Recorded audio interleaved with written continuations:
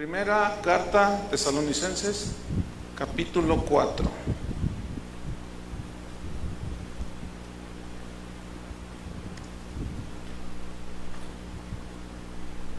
Bien, voy a leer esta serie. Seguimos con el número 17 de la serie Seguros en Cristo, y el título de esta tarde es ¿Seguiremos en el pecado? Así se llama. Vamos a leer 1 Tesalonicenses 4, versículo número 3. Dice así: pues la voluntad de Dios, ¿qué es?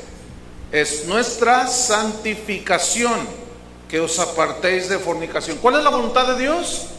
¿Nuestra qué? ¿Nuestra qué? Dígalo fuerte. Santificación. Vamos al versículo 7, versículo número 7. Dice: pues no nos ha llamado Dios a inmundicia, sino ¿a qué? A santificación. Muy bien. La voluntad de Dios, dice estos versículos, es nuestra santificación. Ya vimos la reunión pasada lo que significa santificación. Significa separados para Dios, pero también separados del pecado. Pero hay que aclarar una cosa: santificación no es perfección. Otra vez, la santificación no es perfección, no significa perfección, no significa que nunca nos equivocaremos, no significa que nunca pecaremos. Por eso la Biblia dice: mas si alguno hubiere pecado, tenemos un abogado para con el Padre, a Jesucristo. Voy a hablar un poco más acerca de la santificación. La santificación, según la Biblia, es un proceso, ¿sí? Día con día.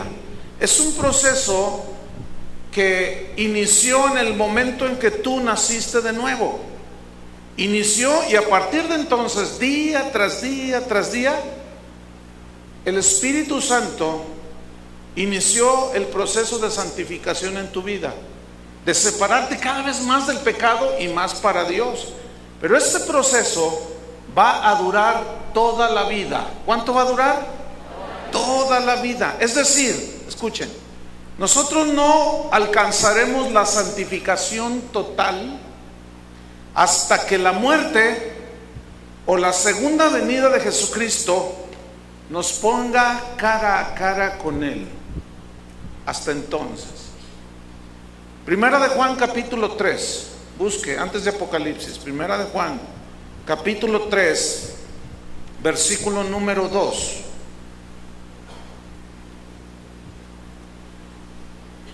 Repito, no alcanzaremos santificación total hasta que la muerte física o la segunda venida de Cristo nos acerque cara a cara a Él. Primera de Juan, capítulo 3, versículo 2, dice: amados, ahora somos hijos de Dios. ¿Cuántos son hijos de Dios?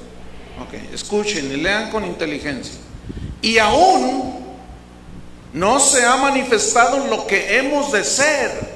Lo que hemos de ser. Pero sabemos, eso es lo que estamos estudiando ahora para tener más conocimiento. Sabemos que cuando Él se manifieste, seremos semejantes a Él, porque le veremos tal como Él es. Qué bonito versículo, ¿no? Versículo 3. Y todo aquel que tiene esta esperanza en Él, ¿qué sucede? Se purifica a sí mismo, así como Él es justo. Juan capítulo 6, versículo 40. Juan 6, 40. Entonces, la santificación es un proceso que va a durar toda la vida. Santificación no es perfección, pero estamos en el proceso. Juan 6, versículo 40. Cuando lo tengan, dicen ya. Fíjate, y esa es la voluntad del que me ha enviado, que todo aquel que ve al Hijo y cree en Él tenga ¿qué? Vida eterna. Pero escuchen lo que viene después: y yo le resucitaré en el día postrero. Es decir, si todavía no morimos físicamente, ¿cómo nos va a resucitar? Aunque legalmente por el sacrificio de Jesús, al creer, nosotros tenemos asegurada la resurrección si morimos antes de que Él venga. ¿Sí? Entonces, ya sea la muerte física o la segunda venida de Cristo, y los que estén vivos seremos transformados, dice Pablo también a los tesalonicenses, y seremos semejantes a Él, y ahí entonces entramos en la perfección, porque nada imperfecto puede entrar al cielo. ¿Sí? Otro versículo, Romanos 8, Romanos capítulo 8. ¿Sí están comprendiendo? Romanos 8, versículo 28. Otra vez utiliza el verbo saber. Dice así, Romanos 8, 28. Y sabemos que a los que aman a Dios, ¿cuántos aman a Dios? Ok, fíjate lo que sucede. Sabemos que todas las cosas les ayudan a bien. Significa todas las cosas que les sucedan, buenas o malas, les ayudan a bien. ¿Por qué? Esto es, a los que conforme a su propósito, al propósito de Dios, son llamados, fíjense. Ahora, fíjate el versículo 29, pon atención, no te distraigas, porque si no, te vas a perder esto. Dice 29, porque a los que antes conoció, a ver cómo está eso, ya lo hemos explicado, pero vamos a recordarlo.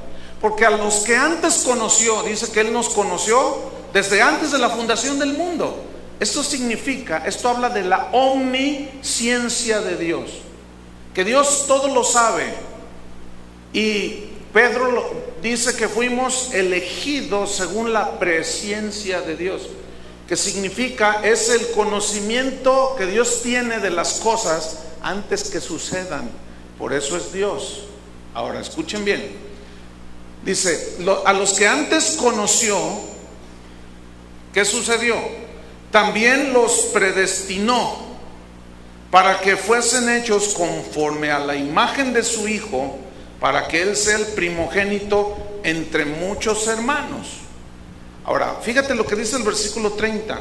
Y a los que predestinó, yo te explico esto, a estos también llamó. Y a los que llamó, a estos también justificó. Y a los que justificó, a estos también glorificó. Y esos versículos están a la primera, pues no le agarras, hay que estudiarlos. Entonces es lo que vamos a hacer. Según estos versículos, dice Pablo que sabemos que a los que amamos a Dios, todas las cosas que nos sucedan, sean buenas, malas, lo que nosotros como le llamemos, todas esas cosas al final resultan, para los que amamos a Dios, resultan para bien. Porque Dios nos ha llamado con un propósito. El propósito es ser formados a la imagen de Jesucristo. Entonces, primero nos conoció. Déjeme explicarle. Esto es, Dios te conoció antes, fíjate, siglos, milenios antes de que nacieras. Él te conoció. Sabía, por eso es Dios, que tú un día ibas a abrir tu corazón, ibas a creer en el sacrificio de Cristo. Y en base a ese conocimiento que Él tenía de ti, milenios antes de que nacieras, Él te predestinó. Dice, nos conoció y nos predestinó. ¿Qué significa que nos predestinó? Que marcó un destino glorioso para los que Él sabe desde siglos antes quién le va a conocer y a entregar su corazón a Dios. Nos predestinó. Pero luego dice, en base a este destino que Dios trazó antes de la fundación del mundo, nos llamó, dice. Eso es lo que dice ahí Pablo. Nos llamó. ¿Cómo fuimos llamados? A través de la anunciación, de la predicación del Evangelio. Así es que fuimos llamados. Cuando viene este llamado, nosotros respondimos positivamente a la invitación de Dios para creer en su sacrificio y recibir por gracia, por medio de la fe, su salvación.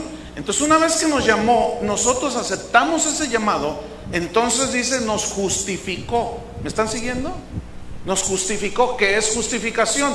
Declarar inocentes. Porque el momento en que creímos en Cristo, en ese momento todos nuestros pecados fueron borrados. Ya no se acuerda Él más de nuestros pecados y transgresiones.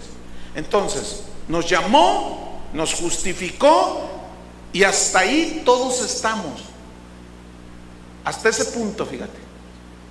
Él te conoció, te predestinó, te llamó, te justificó. Pero luego enseguida dice, y a los que justificó, ¿también qué? Glorificó. Pero noten que ese evento todavía no se da. Todavía no sucede.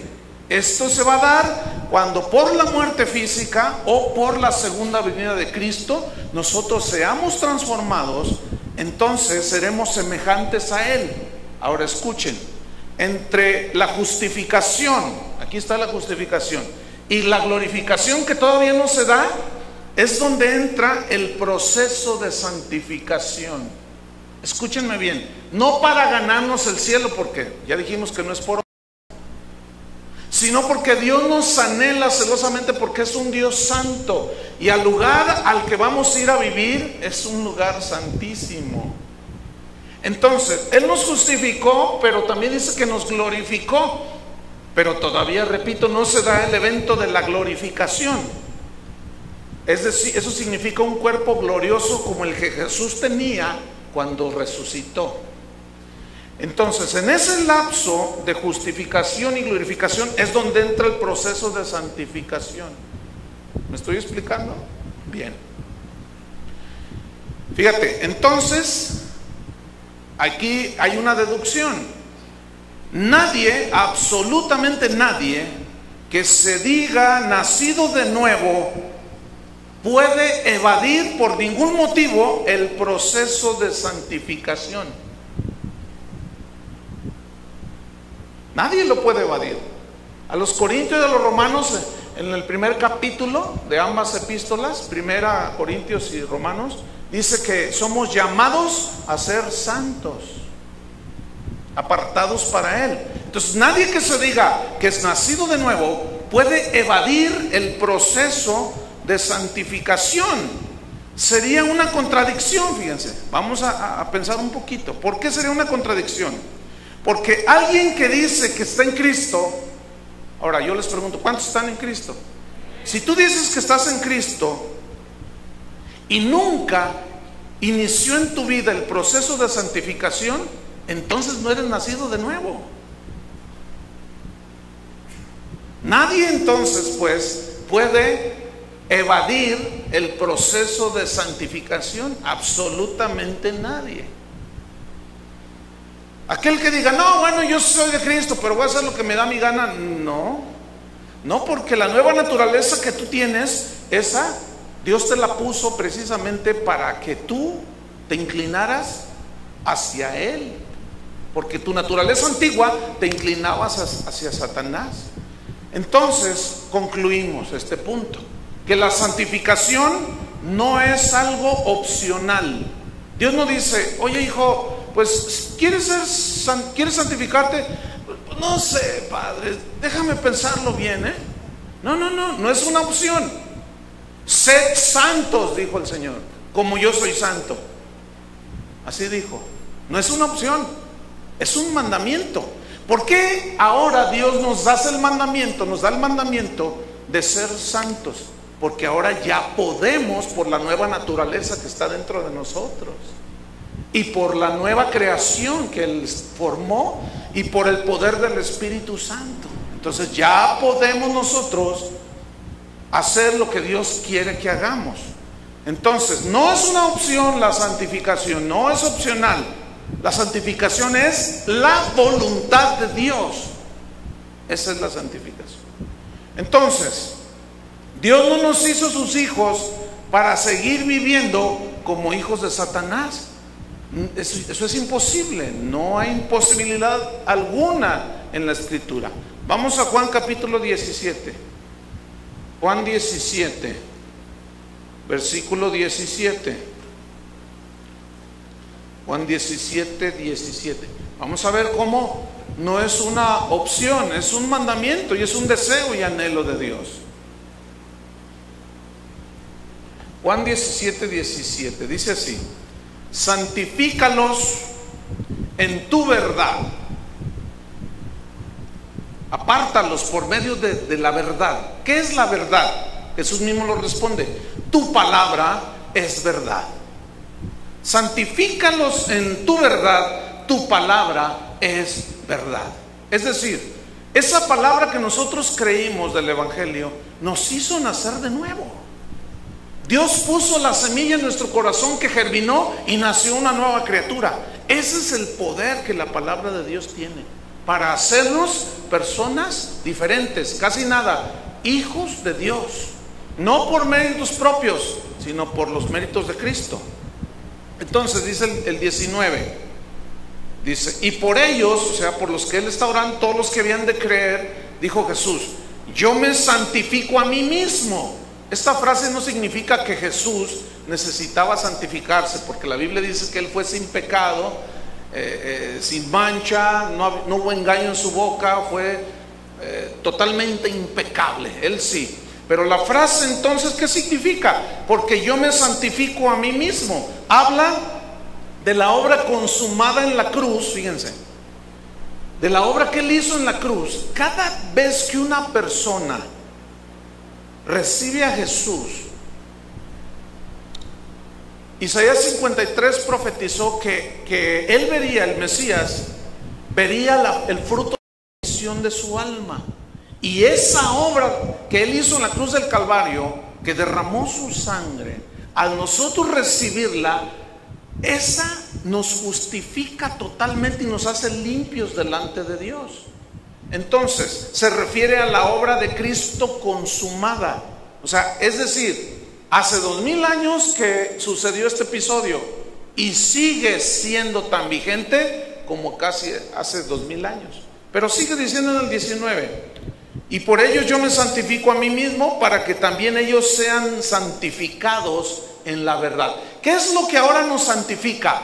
La obediencia ¿a qué? A la palabra de Dios. Porque la palabra de Dios es su voluntad. Entonces, estamos entendiendo. Hebreos 12, versículo 14. Vea este texto. Estamos viendo que la santificación no es opcional, es un mandamiento, es la voluntad de Dios. Aquel que diga que es nacido de Dios, Hebreos capítulo 12, aquel que diga que es nacido de Dios, que es hijo de Dios, y no haya iniciado el proceso de santificación, no es salvo. Hebreos 12, versículo 14, ¿qué dice allí? Fíjate lo que dice: seguid la paz con todos. ¿Y qué más?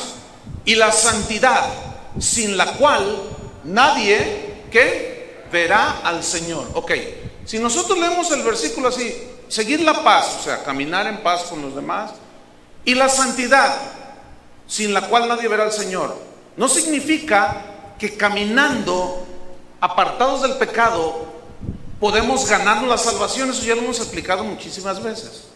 ¿Estamos o no? Entonces, ¿qué significa aquí seguir la paz y la santidad, sin la cual nadie verá al Señor? Significa que no es posible, escúchenme bien, tener el favor de Dios si no hay santificación, aunque seas hijo de Dios. Y el versículo que sigue te lo aclara. Vele, ahí en el versículo 15. Mirad bien, le está hablando a los cristianos aquí. Mirad bien, no sea que alguno deje de alcanzar la gracia de Dios. Aquí gracia de Dios es el favor de Dios, la gracia que nos capacita, la gracia sustentadora, la gracia consoladora, la gracia que por el Espíritu Santo recibimos para ser guiados por Dios, la gracia que nos da para entender la revelación de Dios. Escuchen bien, voy a leer otra vez. Mirad bien, no sea que alguno deje de alcanzar la gracia de Dios, que brotando alguna raíz de amargura, eso es pecado. ¿Estamos? Os estorbe esta raíz de amargura y por ella muchos sean contaminados. Entonces, ¿qué significa que sin santidad nadie verá al Señor. ¿Se acuerdan que en Mateo 5, no lo busquen, Mateo 5, 8, Jesús dijo: bienaventurados los de limpio corazón, porque ellos, ¿qué? Verán a Dios. Ese verbo verán, que aparece en Mateo 5, 8 y Hebreos 12, 14, que sin santidad nadie verá al Señor, no significa que lo veremos hasta allá en el cielo. No, significa, porque el contexto te está hablando de que se deja alcanzar el favor de Dios, porque gracia es favor de Dios. Porque el pecado nos envuelve, nos puede engañar y puede nacer raíz de amargura. Y por eso dejamos de alcanzar el favor de Dios. No sé si me estoy explicando. Es decir, fíjate, el cristiano nacido de nuevo, que todavía tiene la capacidad y la posibilidad de pecar, al pecar no pierde su salvación, como ya lo hemos explicado ampliamente, pero sí pierde la comunión con Dios. ¿Qué pierde un cristiano que peca? La comunión con Dios. Y como consecuencia, mientras no se arrepiente, mientras no confiesa sus pecados, un cristiano nacido de nuevo, la gracia de Dios no lo alcanza. Él pierde, al perder la comunión, deja de alcanzar el favor de Dios para hacer todas las cosas que necesitamos en esta vida. La gracia sustentadora, la gracia que, repito, que el Espíritu Santo nos da cuando con un favor nos guía. Pero si alguno de nosotros comete un pecado y no se arrepiente, no lo confiesa, no se lava con la sangre de Cristo, la gracia de Dios no opera. ¿Me estoy explicando? No opera, no puede ser. Fíjate como dice en el versículo 15, vamos a analizarlo de nuevo. Mirad bien, dice. O sea, no se equivoquen. Sigan la paz y la santidad sin la cual nadie verá al Señor. O sea, no verán obrar a Dios a su favor aquí en la tierra, porque la salvación está asegurada. ¿Estamos? Entonces, mirad bien, no saque alguno. Piense cómo lo hace como algo eventual. Deje de alcanzar. Esta palabra alcanzar significa deje de recibir. Porque dice la Biblia que tenemos libertad para entrar hasta el trono ¿de qué? De la gracia. Pero si hay un pecado en nuestra vida, o pecados en nuestra vida no confesados, escúchenme bien, y aquí es donde muchos se confunden. Porque si hay un pecado, ahorita vamos a ver un episodio en la Biblia, los va a hacer temblar algunos, van a ver.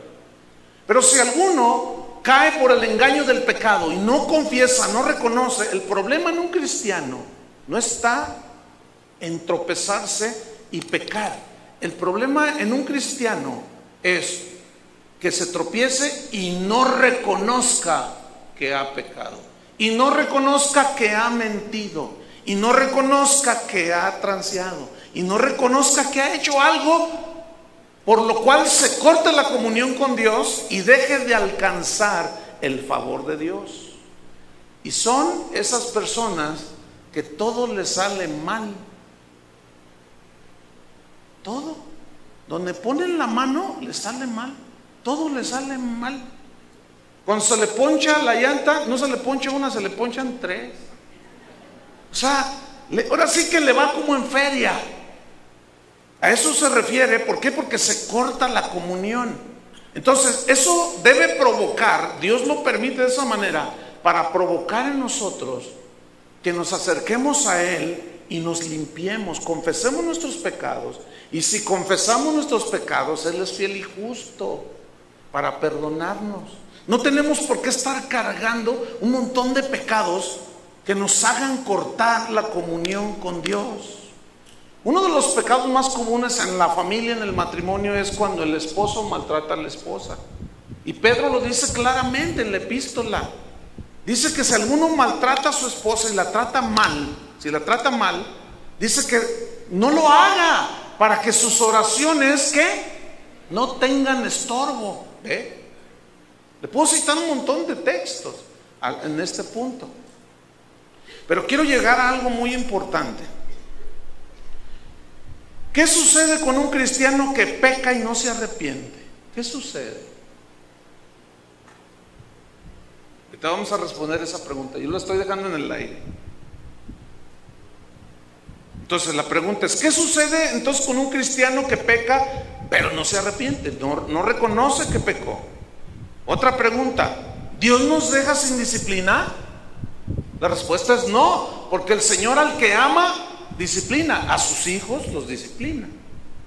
Vamos a ver una historia que es la que les dije que, bueno, debe de hacernos temblar.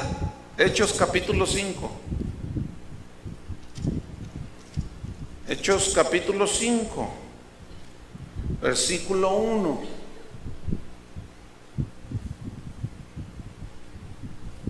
Vamos a ver el caso de dos hijos de Dios cristianos que pecaron.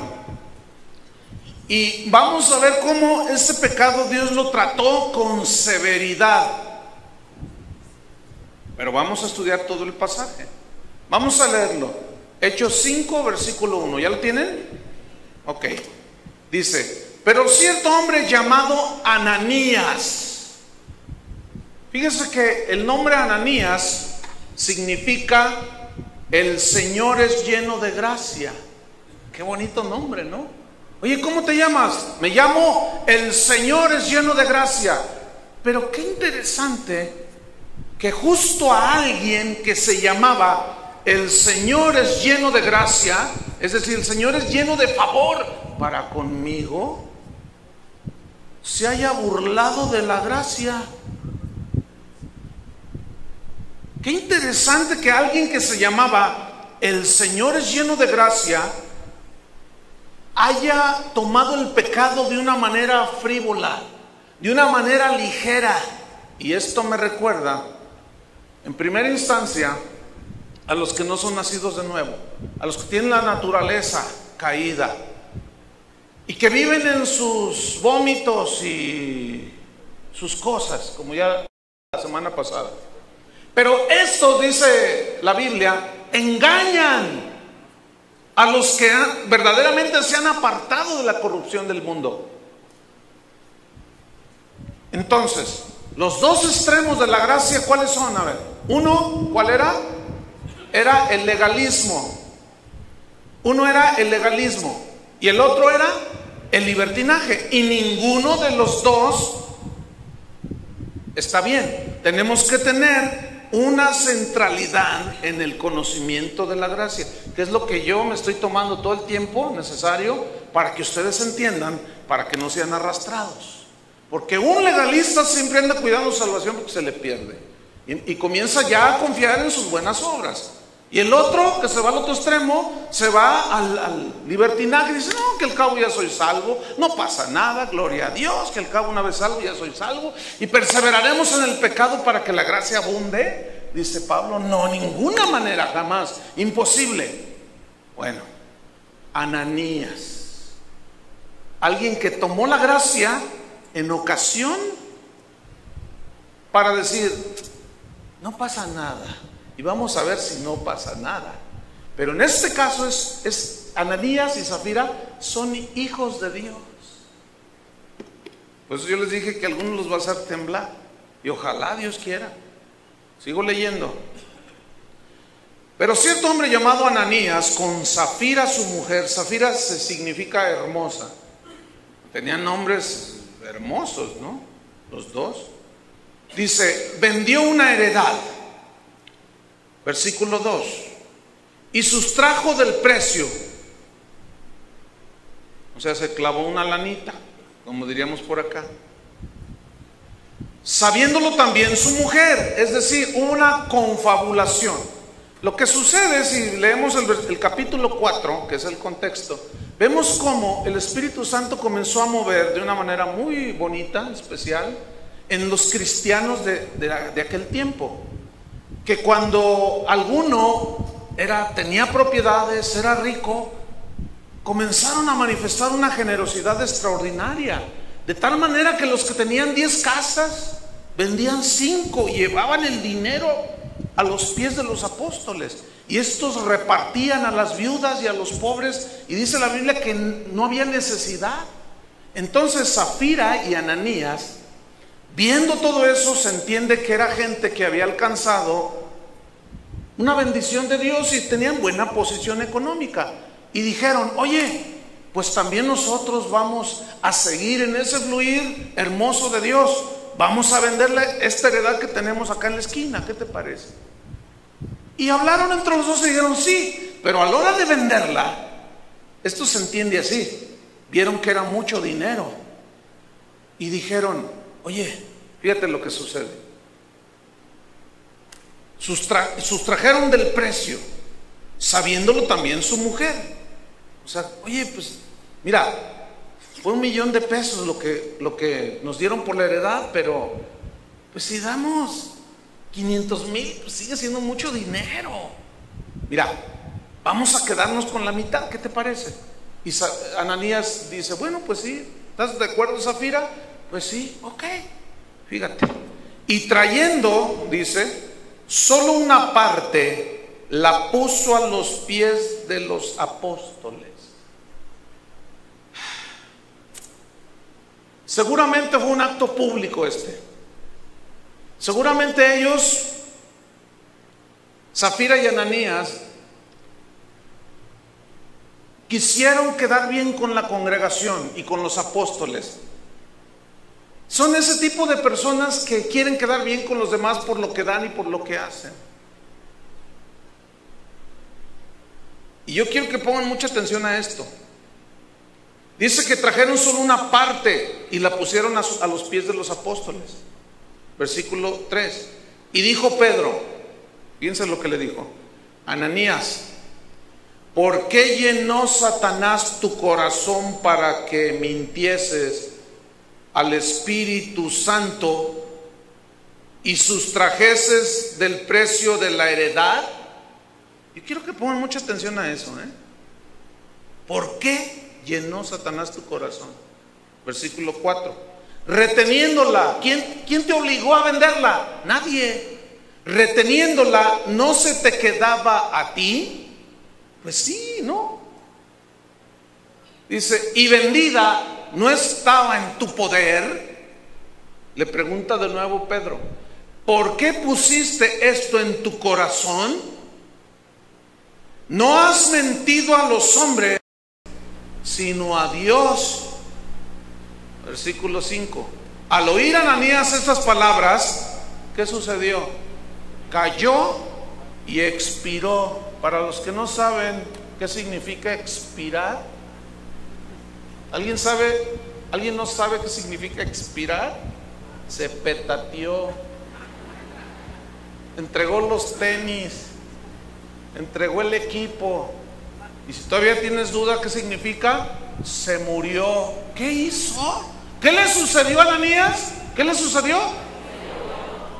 ¿No se les hace drástico eso? Pues ya no jueguen con el pecado.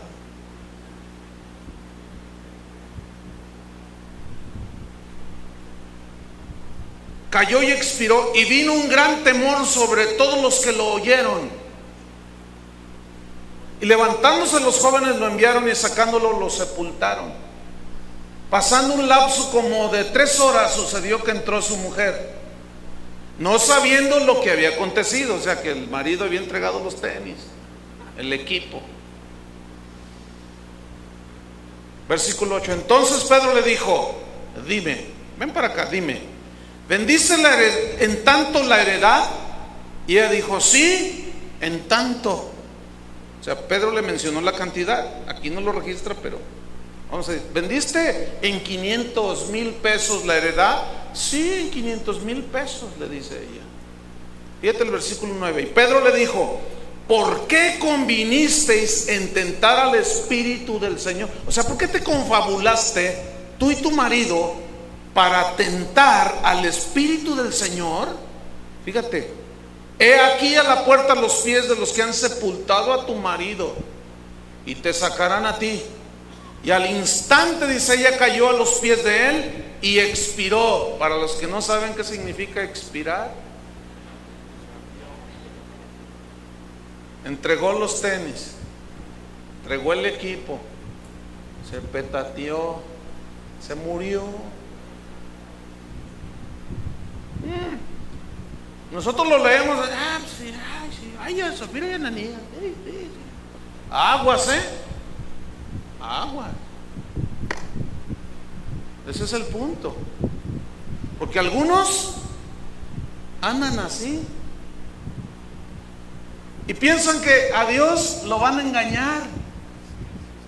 ¿Cuántos saben que jamás podemos engañar a Dios? Entonces, ¿por qué seguimos tratando de engañarlo? Aguas. Ahorita les voy a contar casos que han sucedido aquí en la congregación. Y esto es para que se queden tiesos de miedo. Es en serio, Para los que andan jugando. ¿Qué más dice?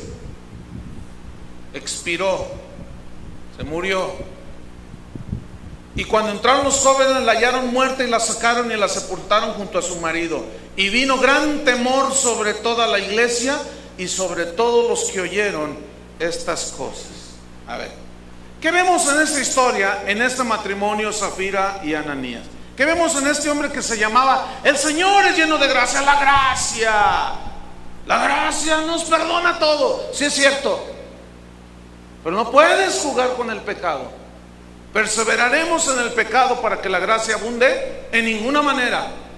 Porque los que hemos muerto al pecado, ¿cómo viviremos aún en él?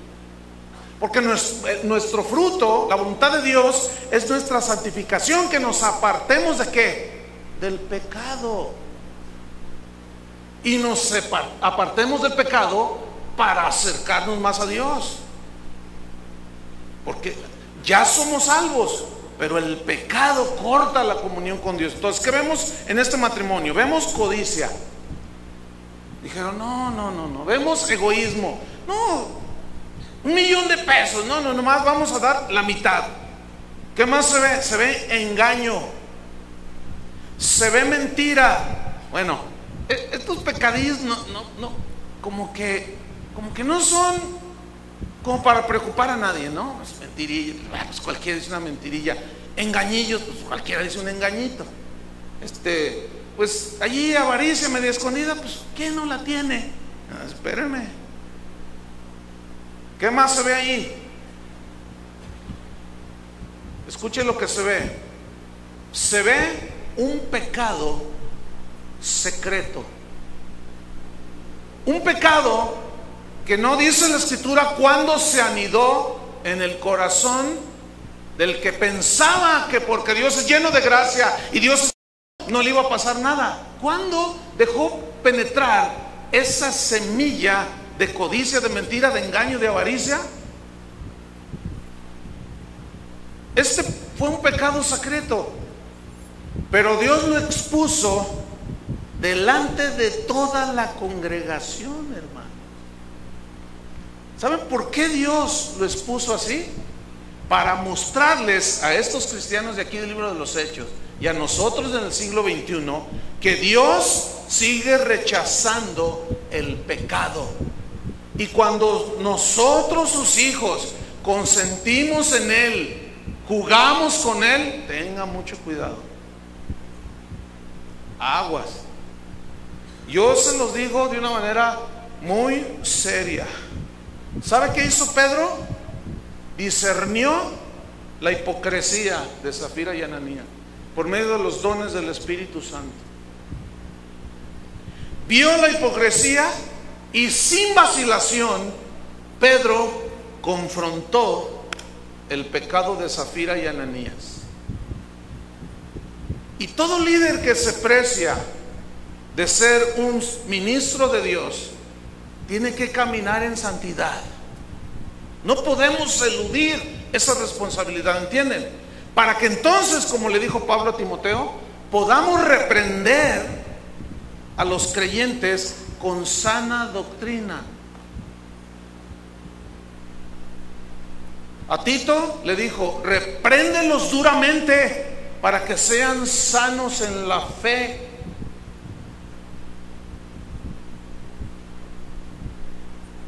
Le dice Pedro, ¿por qué llenó Satanás tu corazón?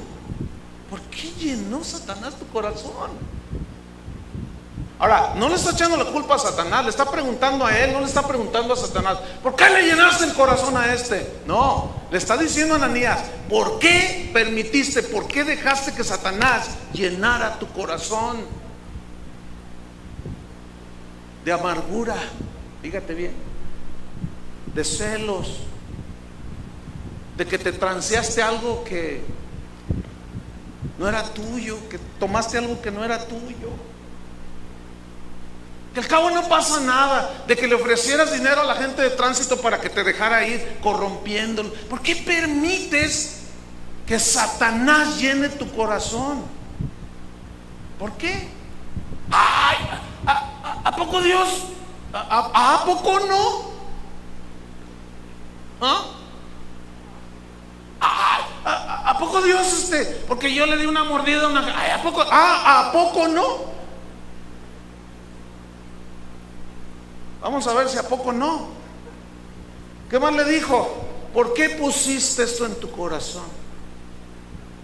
Es que el Señor es lleno de gracia y además así me llamo. ¿Sí? ¿Por qué? Fíjate, mentiste al Espíritu Santo. Ay, Señor. No has mentido a los hombres, sino a Dios, le dijo. Pregunta, ¿podemos engañar a Dios? Aquel que piensa que puede engañar a Dios, no sé qué pensar. Hay dos solamente, dos respuestas. Una, o no eres nacido de nuevo y piensas que Dios está ahí, que no se mueve, ni te oye, ni te ve. O Satanás, has permitido que Satanás llene tu corazón de tanta mentira que piensas que puedes seguir viviendo como vives.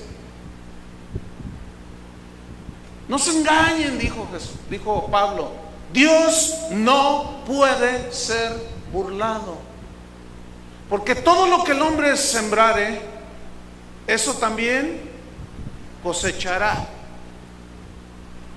Eso también, ¿qué? No se engañéis. Dios no puede ser burlado. Pero la pregunta medular de esto es la siguiente: ¿por qué Dios enjuició con la muerte física a dos de sus hijos?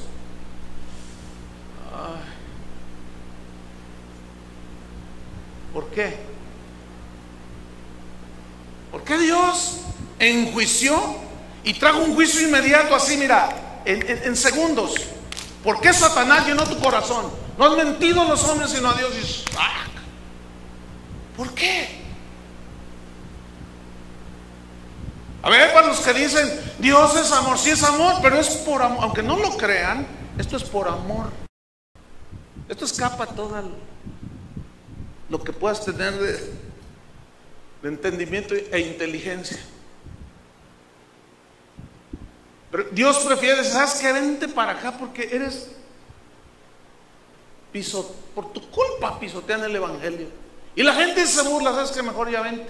Y muchos cristianos se han muerto antes de tiempo porque Dios los enjuicia.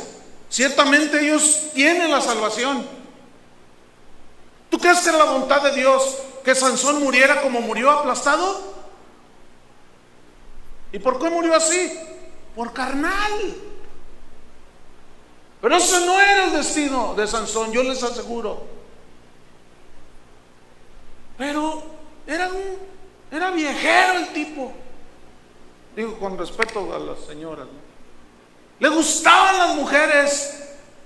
Y una y otra y otra y otra. Y aquí de seguro hay hombres así. Pues soy hombre, por eso me gustan. Sí, pero no puedes vivir diciendo que eres un hijo de Dios, viviendo como un hijo del diablo. Es imposible eso. No puedes. Yo les he dicho que el colmo. He tratado casos aquí de hombres que vienen con la amante a la iglesia. ¿Qué es se creen estos tipos? ¿Qué onda? Tú dices, ay, ¿a poco? Hermano. Un caso de uno que le dijo a su esposa, ahí te veo en la iglesia. Y llegó con la amante y se sentó allá arriba. Y la señora vino y le dijo a uno de los líderes, ahí está mi esposo con su amante. Y ahí estaba el tipo.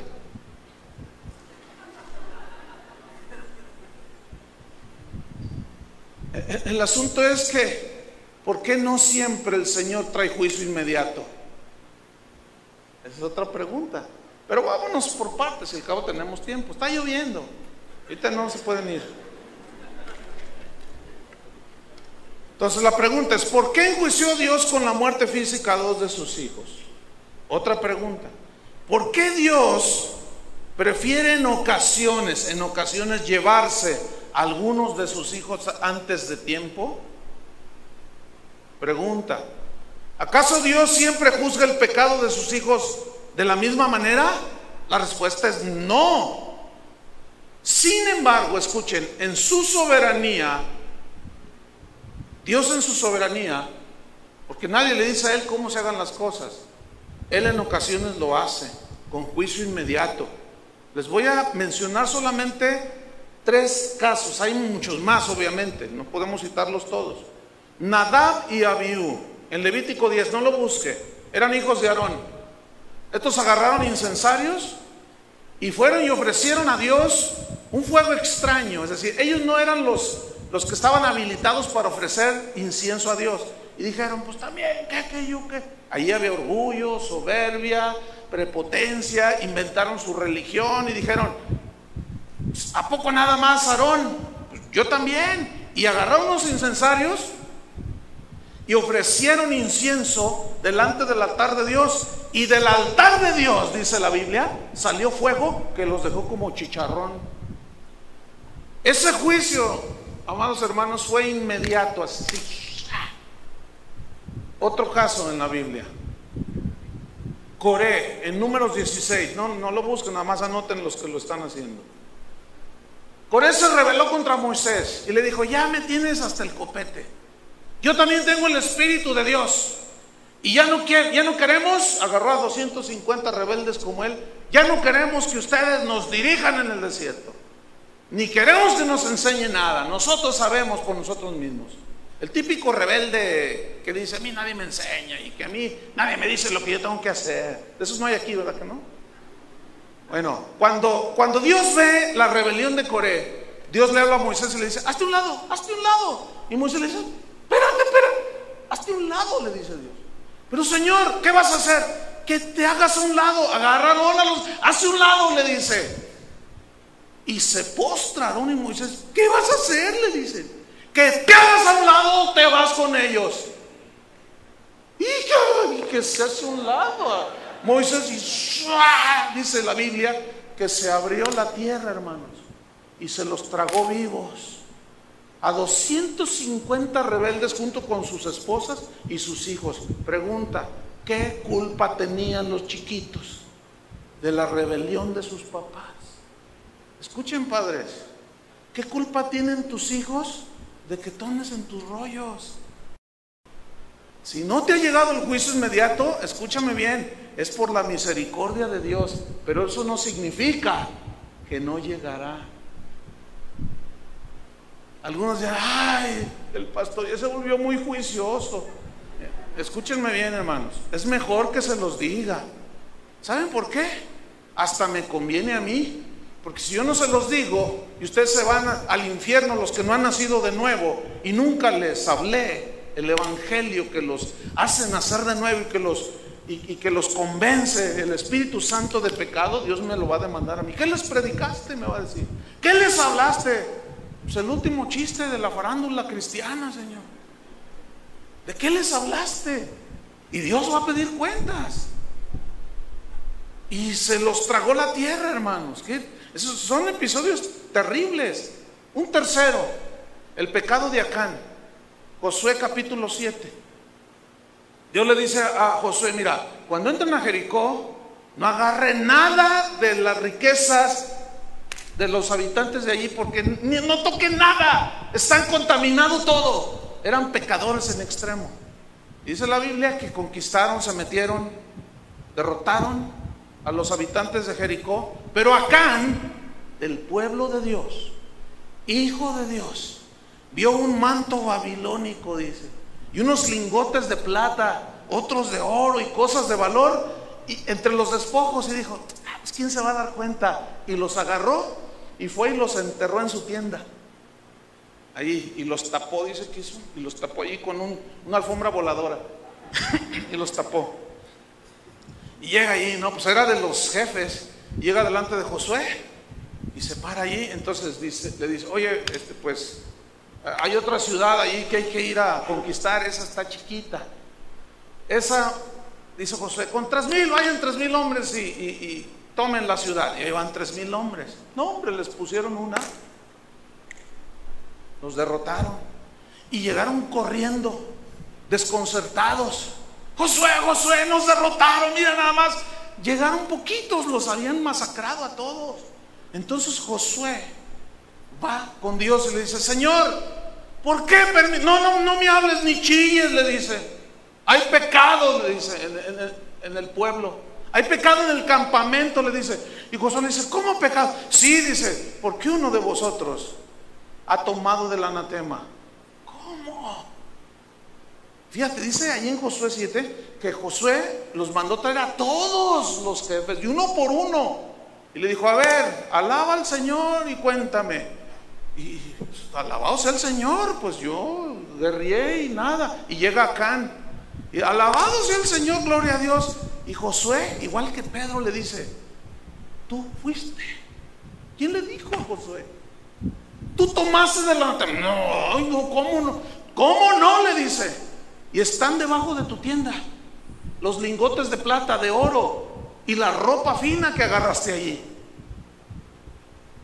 Y vino juicio sobre Acán, hermano. Expiró, se petateó, entregó los tenis. Ay, hermano, eso a mí me da temor. Fíjate, Dios en su soberanía juzgó sus pecados. Escuchen, los pecados de algunos de sus hijos con muerte física. Pablo dice que estas cosas se escribieron para nuestra amonestación, como ejemplo, dice, de los que a los que habíamos de alcanzar los fines de los tiempos. ¿Por qué Dios los juzgó de esa manera? A veces Dios juzga inmediatamente, a veces no. ¿Por qué? ¿Saben por qué? Porque Dios es un Dios de misericordia. Jeremías dijo, por sus misericordias no hemos sido consumidos. Grandes son sus bondades, grande, dijo, es su fidelidad. Por eso hace rato que cantábamos tu fidelidad. Ay, hermano, cuando Dios le dijo al hombre, ya no contenderá mi espíritu contra él, porque es polvo, dice. ¿Qué significa eso? ¿Que ya Dios no iba a arreglar cuentas con ellos? No. En la antigüedad el juicio vino por el diluvio. Una y otra vez la Biblia dice de un juicio que vendrá final. Pero entre tanto viene ese juicio final, los que somos nacidos de nuevo, hermanos, tenemos que limpiarnos, tenemos que santificarnos, porque esa es la voluntad de Dios. Y cuando alguno de nosotros está siendo frívolo, coqueteando con el pecado, cuidado, hermanos. Su misericordia ciertamente hace que el juicio sobre algunos se posponga, siendo sus hijos. No juicio de condenación para enviarlos al infierno, sino porque están en un pecado como Zafiras y Ananías. Dice que llenó Satanás su corazón, pero ahí aparentemente lo leemos como que fue algo así, paso. No. Pudo haber sido en un lapso de 1 año, qué sé yo, 2 años, 6 meses. Y Dios de seguro que les habló, de seguro que les habló, como nos habla a nosotros una y otra vez. pero ellos no quisieron entender. Su misericordia hace que el juicio de algunos se posponga, pero esto no significa que no llegará. ¿Saben por qué? ¿Por qué se pospone? Porque Él espera que tú reacciones. Porque Él espera que por ti mismo entiendas, confieses tu pecado y te santifiques. Por eso no llega, hermanos. Se los voy a comprobar en la Biblia. Primera de Corintios capítulo 11. Primera de Corintios capítulo 11. Ve qué escrituras,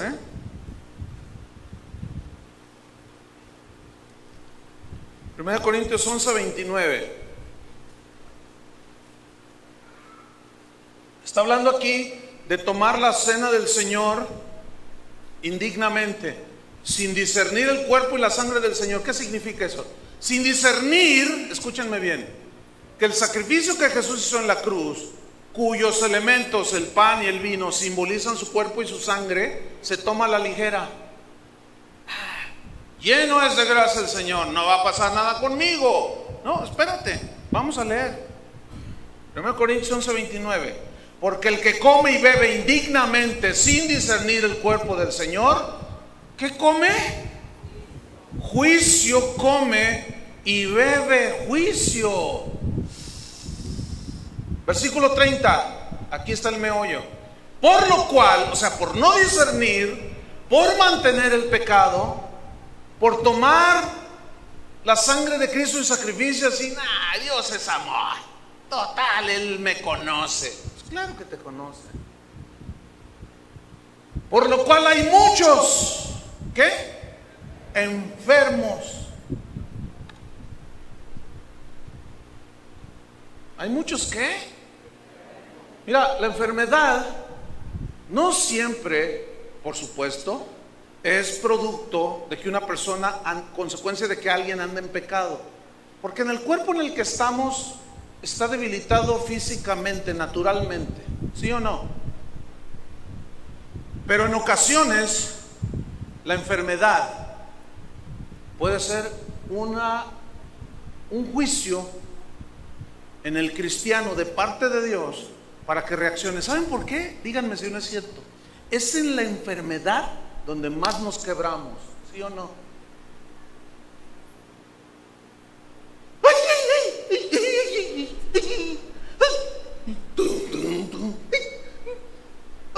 Señor, dame una oportunidad. Si tú me sanas, ahora sí.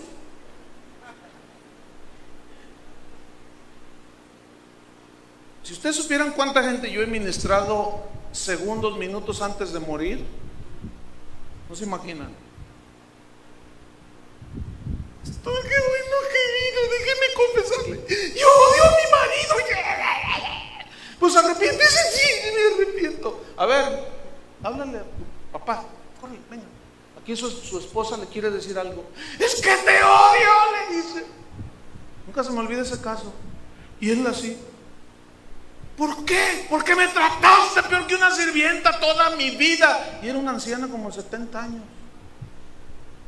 Pero te perdono en este momento, le dice. Y ay, qué viejita tan buena. Le hace así, pum, se muere la señora. Y me agarra al cuate. ¿Sabes una cosa? Tú la mandaste ahí. ¿Sí o no? Él la mandó allí. A su propia esposa, hermano. ¿Cómo yo? Porque ella me contó todo. ¿Sabes una cosa? Le dije, tú no eres hijo de Dios. Se fue de la congregación, qué bueno.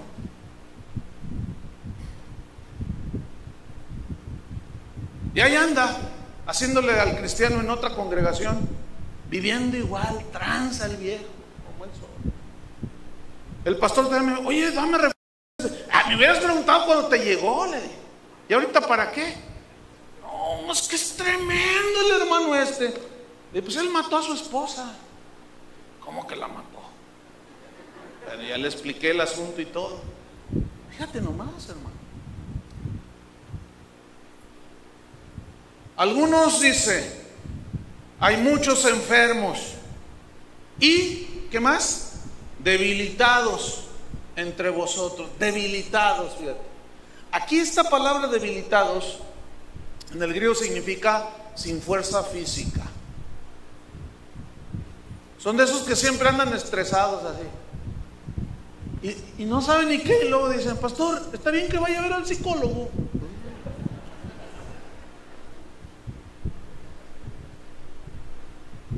Es que, ¿quieres ir a ver al psicólogo porque Dios no puede contigo? Pues no hace nada. Dice. Y tú quieres ir al psicólogo para que el psicólogo te diga, vete 3 semanas de vacaciones a Acapulco, hombre. Pues si te metiste con otra mujer, pues ¿quién no se mete con otra mujer? No pasa nada. ¿Eso quieres que te diga el psicólogo? Pues si quieres que te diga, ve y consúltalo y vas a ver qué te va a decir eso. Si hasta los psicólogos, algunos, no todos, cristianos, dicen cada barrabasada los hermanitos. Algunos están enfermos y sin fuerza física, porque no tienen fuerza intelectual y mucho menos fuerza espiritual. No pueden enfrentar nada. Cualquier ratón espiritual los asusta. Ay, pastor, vi una sombra. ¿Qué te hace una sombra? Me movieron la cama. Pues te dieron una paseadita. Es que están los pobres. Y tú dices, les dices, mira, es que la palabra dice que somos más que vencedores. Sí, ¿verdad? Sí, pastor, pero no sé qué me pasa. Pues ¿qué te va a pasar? Los pecados ahí guardados, escondidos abajo del petate. ¿Por qué permites que Satanás llene tu corazón? Y le mientes a Dios. Entonces dice Pablo, algunos comen juicio, beben juicio, por lo cual se enferman, se debilitan. Y fíjate lo que dice el versículo 30. Y muchos, ¿qué dice? Duermen. Déjame decirte aquí, la palabra griega que se traduce aquí por duermen significa se murieron físicamente. Ahora, la Biblia habla de la muerte física de los cristianos, siempre aparecerá duermen. Y, por ejemplo, y sirvió David a su generación y durmió con los padres, así dice. Siempre que la Biblia se refiere a la muerte física de un cristiano, dice la Biblia, duermen. Mas nosotros los que estamos vivos, dice, los muertos en Cristo, y luego después dice, los que duermen en Cristo, y los que durmieron en Cristo resucitarán primero. ¿No dice así? Entonces, ¿qué es ahí? Duermen. Que se murieron físicamente. ¿Estamos? Pero ¿por qué se murieron físicamente? ¿Por qué se adelantaron? ¿Por qué su muerte fue prematura? Aclaro, no siempre alguien que muere prematuramente no necesariamente es porque está en pecado. Hubo muchos en la Biblia que murieron prematuramente, pero fue por el Evangelio. Eso es diferente. Entonces, ¿qué dice el 30? Por lo cual hay muchos enfermos, llenos de enfermedades, otros débiles, sin fuerzas, y muchos se han muerto, muerte física. Fíjate, Dios juzgó con la muerte física a algunos corintios. Algunos se han muerto, dijo Pablo. Muerte física. A otros de los corintios, Dios los juzgó con enfermedades, con debilidad y muerte física. Déjeme contarle un caso, hermano, que tuvimos aquí hace años. Este caso fue espeluznante, hermano. Escuche bien. Ahí está un matrimonio, de los primeros que nosotros ganamos para Cristo. Una conversión bien tremenda, poderosa. Los conocimos antes de casarse. Se casaron, los ganamos para Cristo. Los hijos que tuvieron, hoy dos de ellos sirven a Dios en el ministerio, fíjate. Pero déjame decirte cómo murió él.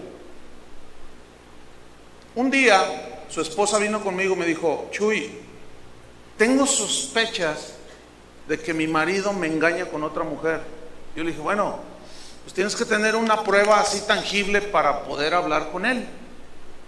Y consiguió las pruebas y me las dio. Entonces yo hablo con el hermano y le digo: oye, hermano, tu vida no anda recta delante de Dios, ¿verdad? Me dice: sí, claro. Y fíjate, lo primero que dicen, es bien extraño esto, pero siempre lo primero que dicen es: diezmo. Y él era gerente de un banco. Dice: estoy pagando mis diezmos. No me estoy refiriendo a esto. Tu vida no anda bien delante de Dios. Pero yo diezmo, dice. Que no estoy hablando de eso. Tú bien sabes que no andas bien con Dios. ¿Por qué me dices eso? Me dice: porque tú andas en adulterio. No es verdad, dice. No es cierto. Ya vino mi esposa a decirte. Lo que pasa es que ella es una celosa. Y yo le saco las pruebas. Y cuando las mira, me mira así, dice: le digo: ¿sabes qué? Aléjate de eso. Es que esta mujer, dice, se me fue metiendo, no sé ni cómo, y tú andas con ella. Es que pastor, ayúdame. Bueno, ok, vamos a hacer algo. No hizo nada él, siguió con la mujer. Yo le pregunté a su esposa: ¿qué onda? No, dice: sigue con ella. Vamos a orar. Esto fue en un lapso como de una semana, Pues un día, en la mañana, suena el teléfono de mi casa y me dice: Chuy, anoche mi marido no llegó a dormir. Le dije: bueno, pues vamos a orar. En la tarde, hermano, me vuelve a llamar ella y llorando, y me dice: pastor, me acaban de avisar que mi esposo falleció. Le dije: ¿cómo? Y me cuenta, dice: venía de Chapala con su amante y la alcahueta de la mamá del amante, que sabía que era casado. Dice: y venían de Chapala y en sentido contrario venía un auto que iba a mucha velocidad, una camioneta. Ellos venían en un auto chiquito, de esos compactos.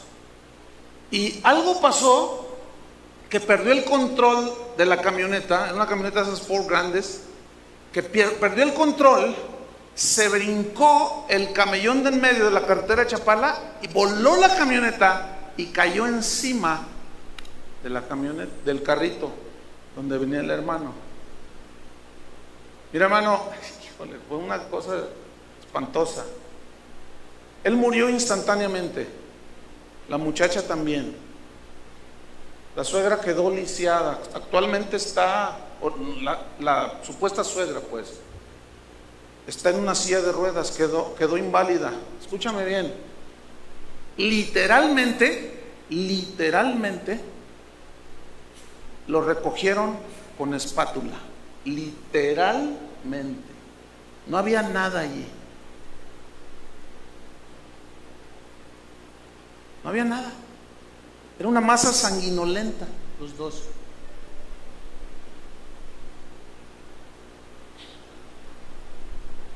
Eso es uno de los que ha sucedido. Hay muchos casos más.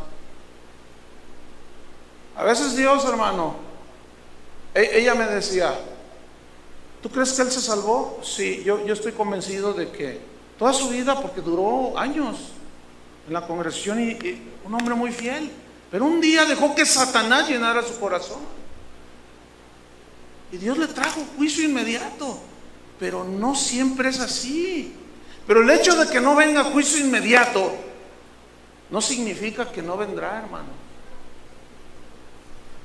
¿Y sabes cuál fue la situación con esto de Zafira y Ananías? Al final, dice que la gente, la iglesia, tuvo tanto temor. Ese es el propósito de Dios.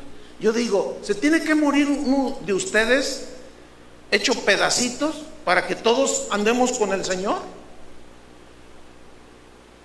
Pues limpien sus vidas, limpiemos nuestras vidas, hermano. Dejemos ya tanta basura. Tanta cosa. ¿Qué culpa tienen tus hijos? Piensen en eso los que somos padres. Voy hacia el final. Dios jamás trata el pecado con liviandad. ¿Por qué? Porque su voluntad es nuestra santificación. Si alguien como Ananías, fíjate el nombre que tenía, el Señor es lleno de gracia. Si alguien como Ananías piensa que porque no le ha pasado nada, fíjese cómo le estoy haciendo, porque no le ha pasado nada, y ahí anda como si nada. Si porque piensa que no le ha pasado nada, entonces no es tan grave lo que está haciendo. Cuidado, cuidado. Ya Dios advirtió. La muerte de Ananías nos advierte que Dios trata con rigor y con seriedad el pecado. Finalmente, escucha, no importa lo que tú y yo pensemos al respecto a la severidad de Dios, eso es lo de menos. No, lo que importa es lo que Dios piensa del pecado que anida en el corazón de alguno de sus hijos. Eso es lo importante. ¿Qué es lo que Dios piensa del pecado? ¿Van a creer lo que les voy a decir? Creo que fue hace dos semanas. Termina la reunión de las 11 de la mañana y se me acerca un joven, él es joven. Yo lo conozco desde que casi lo cargué yo en la iglesia donde yo nací, fíjense. Y cuando lo vi, le dije, hola, ¿cómo estás? Hace mucho rato que no lo saludaba. Me dice, oye, Chuy, ¿qué crees? Dice, mira, tú predicando lo que estabas predicando, y estaban dos homosexuales adelante de mí, a beso y beso. ¿Cómo? Le digo. Dice, sí, mira, yo estaba de allí, más o menos de la mitad, un poco más casi al final de la primera parte. Le dije, me dice, ¿no los viste? Le digo, es que ya no veo. No, de veras ya, o sea, de aquí como a la mitad más o menos les veo, ya de la mitad para allá se pueden dormir y ni cuenta me doy. De veras no, ya no. Y le dije, no me digas eso. Dice, sí, Chuy. Le dije, ¿por qué no hiciste nada? ¿Por qué no le hubieras dicho a alguno de los sugieres? Se estaban burlando de lo que yo estaba diciendo.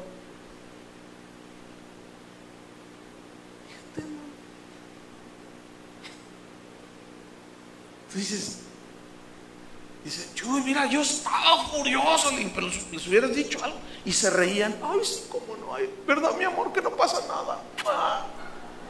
Hijo, man. Yo le dije, mira, el domingo, o sea, yo le dije que me dijera el domingo pasado, no me dijo nada, yo creo que no los vio. Pero si mañana ellos vienen, ojalá y escuchen esto, y ojalá me digan, estos son, para decirles, tú y tú, o agarran la onda o yo no respondo. ¿A poco creen que porque no pasa nada inmediato no va a pasar nada?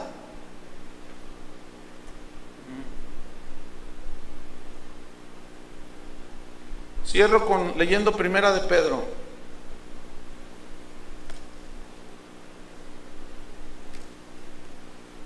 Ay, no van a dormir esta noche, hermano. Pónganse de pie. Primera de Pedro 4:17.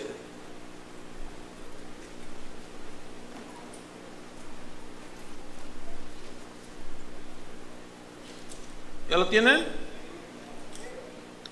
Porque es tiempo de que el juicio comience por la casa de Dios. ¿Sabe qué significa juicio aquí? Juicio disciplinario en el griego. A veces yo escucho a los pastores y nos juntamos, lloramos, un avivamiento, queremos un avivamiento, Señor. Y luego algunos insistimos, es que no va a venir si primero nosotros que estamos aquí adentro no nos limpiamos. No va a venir ningún avivamiento, más bien es avivamiento. Puras mentiras. Y no llega nada. ¿Ustedes creen que va a llegar primero allá afuera? Tiene que empezar por aquí, ¿no es cierto? ¿Cómo viene un avivamiento? Cuando el pueblo de Dios se santifica. Dios le dijo a Israel: santificaos hoy, porque mañana haré maravillas entre vosotros. Así le dijo a Josué: santificaos hoy, si quieren ver las maravillas del mañana. Dice pues, porque es tiempo que el juicio comience por la casa de Dios. Y si primero comienza por nosotros, ¿cuál será el fin de aquellos que no obedecen al evangelio de Dios? Ahora, rápido, 1 Corintios 11, donde estábamos leyendo. 1 Corintios 11. No, todos los que convierten en libertinaje la gracia de Dios están jugando con fuego, hermanos. De veras, no. ¿Ya lo tiene? 1 Corintios 11. Acuérdense que unos habían bebido y comido juicio, se enfermaron, se debilitaron y se murieron. Fíjate lo que dice el versículo 31. Si pues nos examinásemos a nosotros mismos, no seríamos juzgados. ¿Qué significa nos examinásemos? Ahora sí que, como nos decían en la doctrina, si hacemos un examen de conciencia, para que lo entienda católicamente. Si pues nos examinásemos a nosotros mismos, dice, no seríamos juzgados como los que se enfermaron, los que se debilitaron y los que se murieron, como Zafira y Ananías. Versículo 32. Mas siendo juzgados, somos castigados por el Señor, para que no seamos condenados con el mundo. Por eso Dios trae juicio sobre sus hijos cuando no andamos en santidad. A veces es inmediato, a veces es paulatino, con una paciencia, Dios, con una paciencia, no queriendo que te corrompas del todo y esperando a que reacciones y te arrepientas y le pidas perdón. Yo creo que es tiempo de hacer un examen, ¿no es cierto? A veces ustedes han notado, yo poquísimas veces hago un llamamiento aquí al altar. Le llamamos altar aquí, pero ya no hay altar. El altar está en el cielo, donde está Cristo sentado, se ofreció por el Espíritu Eterno, dice Hebreos. Cuando hacemos un llamado, pocas veces yo lo hago, ¿saben por qué? Porque esto no es de que toma y daca, toma y una y dos y tres. No, porque la misma emotividad del mensaje, pues hay una reacción ahorita, sí, no, yo, pastor, quiero, yo paso. Yo sé que si hago un llamamiento se llena aquí, pero no lo voy a hacer. ¿Saben por qué no lo voy a hacer? Porque muchos nada más se emocionan y les da miedito poquito. Algunas esposas me han dicho, pastor, si viera a mi esposo en cuanto salimos de aquí, cuando venimos me trata, olvídese. Llega aquí, no, hombre, se transforma. Y sale y es el mismo granuja de siempre. Dígale algo, pastor, me dice. No, le dije, yo voy a dejar que Dios le hable. Entonces, no. Se puede llenar aquí y otra vez volvemos a las mismas. Cada vez que haga un llamamiento, se llena. Pero no lo voy a hacer.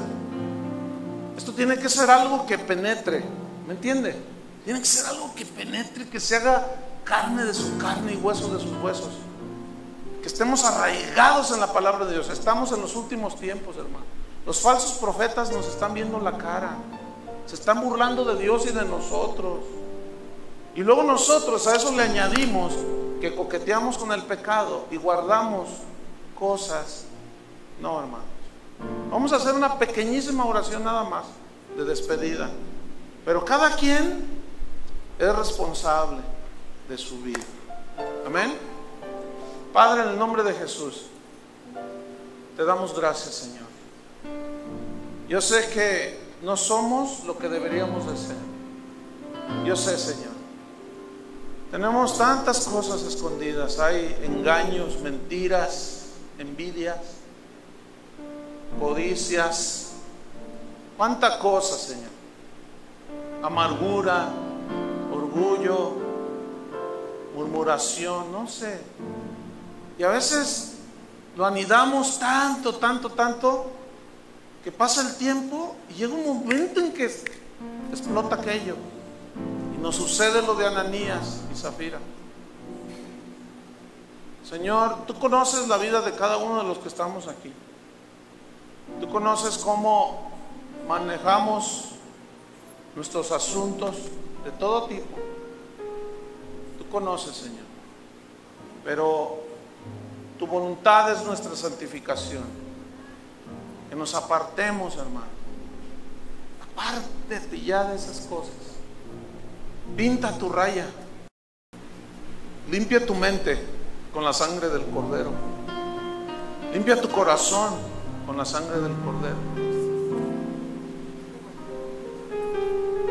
Entonces, si nos santificamos hoy, veremos maravillas mañana. Si caminamos en santidad, veremos a Dios obrando a favor nuestro y veremos maravillas. Pero que el pecado no te engañe para que dejes de alcanzar la gracia de Dios. Tienes que tomar una decisión. Y esta es en lo íntimo de tu corazón y en el silencio de tu cuarto, de tu casa.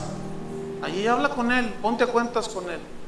Si confesamos nuestros pecados, Él es fiel y justo para perdonarnos y limpiarnos de toda maldad. Señor, tenos un poquito más de paciencia. Oh, tu misericordia, Señor, es grande, tu fidelidad también. Para los que ni siquiera son nacidos de nuevo, la Biblia dice que Dios no quiere que ninguno perezca, sino que todos procedan al arrepentimiento. Y eso es lo que te mete al cielo, el reconocer que Cristo murió por ti, que solo Cristo lava tus pecados. Seguir la paz, hermanos, y la santidad, sin la cual nadie verá al Señor.